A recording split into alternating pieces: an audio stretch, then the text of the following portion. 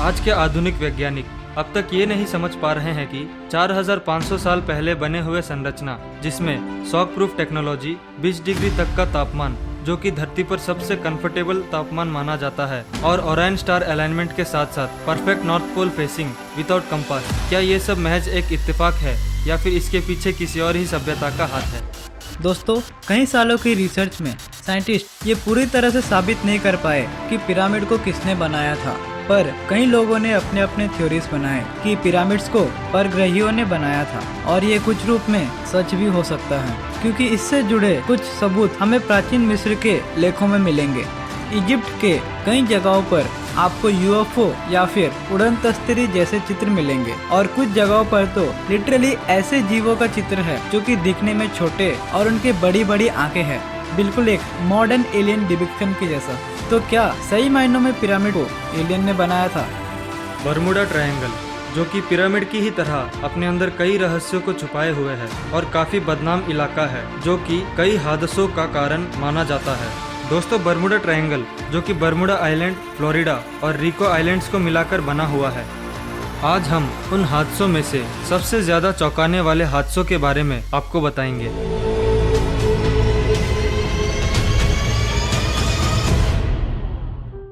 3 व्यक्ति, जिसमें pilot Bruce क्रोनैंस, उनके पिता और उनके बिजनेस पार्टनर भी शामिल है, सब लोग एंड्रियोस आइलैंड, बहामास से फ्लोरिडा जा रहे थे। जिस प्लेन में वो जाने वाले थे वो था single engine Beechcraft bonanza.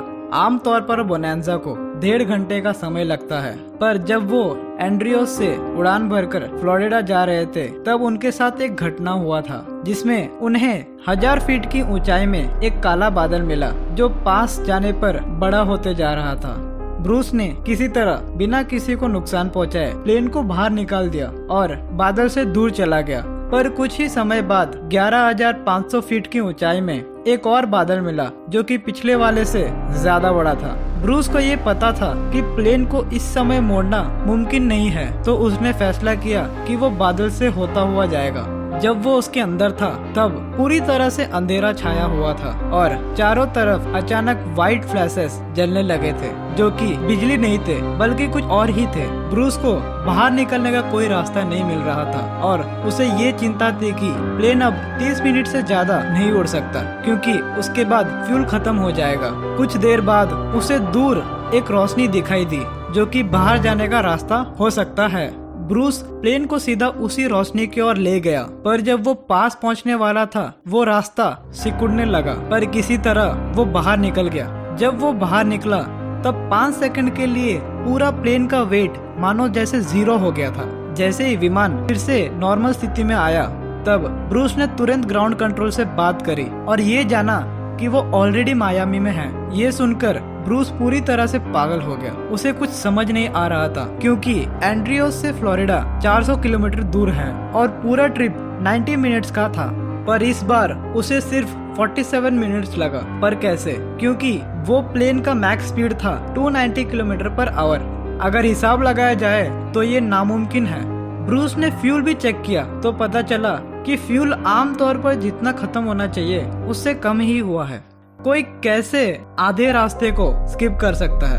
Bruce ये सोचता है कि वो गलती से टाइम स्पेस टनल में घुस गया होगा और बहुत ही लकी था कि वापस भी आ गया। क्या ये सही मायनों में पॉसिबल है कि एक व्यक्ति किसी टाइम स्पेस के अंदर जाए और वापस भी आ जाए? दिसंबर 5, 1945 में 5 प्लेन, जो कि general Motors eastern aircraft division TBM Avengers torpedo bombers थे, वो अपने फ्लाइट के दौरान अचानक गायब हो गए। वो सारे क्रू जो फ्लाइट में गए थे सारे नेवी स्टूडेंट्स थे और उस दिन का लेसन था नेविगेशन। बहुत से लोग ये सोच रहे थे कि क्या पता उनका फ्यूल खत्म हो गया होगा, पर चारों स्टूडेंट्स के साथ एक लेफ्टिनेंट भी था, एक एक्सपीरियंस्ड पायलट जो कि 2500 घंटों तक का उड़ान भर चुका था। उसके सुपरविजन के दौरान ये सब होना कुछ समझ नहीं आ रहा था और इस घटना का नाम फ्लाइट 19 रखा गया, और आज तक वैज्ञानिक उनमें से किसी भी प्लेन का मलबा तक नहीं ढूंढ पाए। तो क्या हुआ होगा उनके साथ? क्या ब्रूस की ही तरह वो भी किसी टाइम स्पेस टनल में घुस गए पर बाहर नहीं निकल सके, पर किसी और ही रियलिटी में पहुंच गए?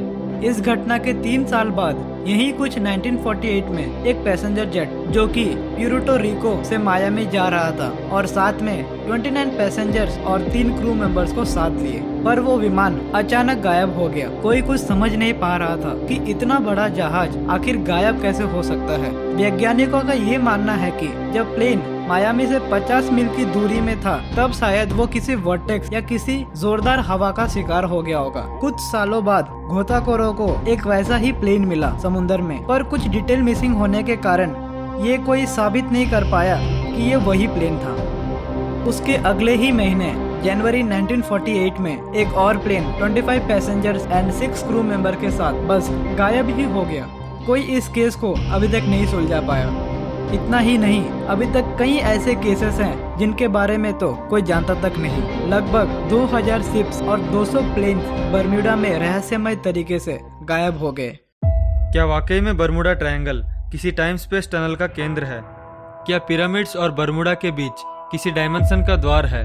दोस्तों, इन सब केसेस और फैक्ट्स को देखने और परखने के बाद हमें ये लगता है कि बर्मुडा ट्रायंगल किसी प्रकार का डायमेंशनल या टेलीपोर्टेशनल गेट है और पिरामिड्स उनमें सफर करने के माध्यम। इन सब के बारे में आपको क्या लगता है? कमेंट्स में जरूर बताइएगा। आज के लिए बस इतना ही। उम्मीद है आपको ये वीडियो देखकर अच्छा लगा होगा। मिलते हैं आपसे किसी और दिन किसी और वीडियो में। तब तक के लिए अपना और अपनों का ख्याल रखें।